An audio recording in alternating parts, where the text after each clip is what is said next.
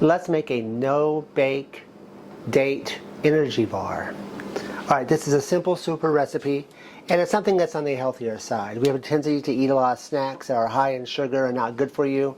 This is a great substitution. In our container here, we have 2 cups of walnuts and 1 cup of almonds.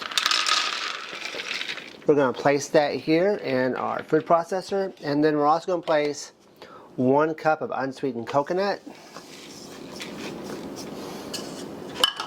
And we're going to blend this until everything becomes nice and chopped. Once you've gotten it all nice and chopped, to that we're now going to add 1 cup of sesame seeds. If you would like, you can add a few pumpkin seeds to it. We just didn't have any at the moment. And we're going to add 4 cups of pitted dates. The outsides are clean, it's all pitted.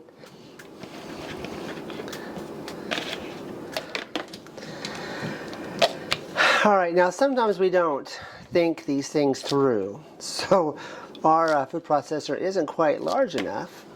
Well, we were trying to make 2 batches. We were trying to make 2 batches at once. So we're going to take half of this out, and then we're going to add our dates. Alright, so now we're going to try this again. We're going to put in just the half of our mixture.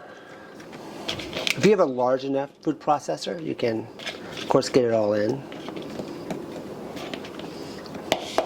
Alright, we're going to now pulse this and blend it until it becomes a nice thick, kind of like a ball. Alright, now it's becoming kind of thick. You can see how it's kind of everything's sticking together. We're going to open this back up. Save that, it's nice and gooey.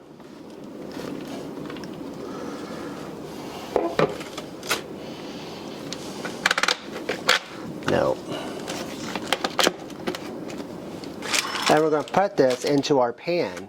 And our pan with parchment paper in the bottom.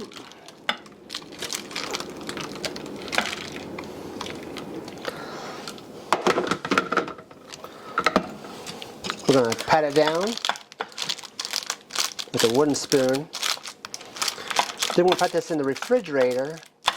For us, we're going to do it overnight, but it's going to for a few hours. It's going to firm up. You can see how that's firming up really well. And then we'll cut it into slices and we'll eat it. But this is a great alternative to having a Little Debbie or some other sweet snack. It's going to be full of nutrition. Anyway, we appreciate you watching. Please take a moment to like and subscribe, and make sure that your food processor is large enough for the project that you're working on. Oh, what good information.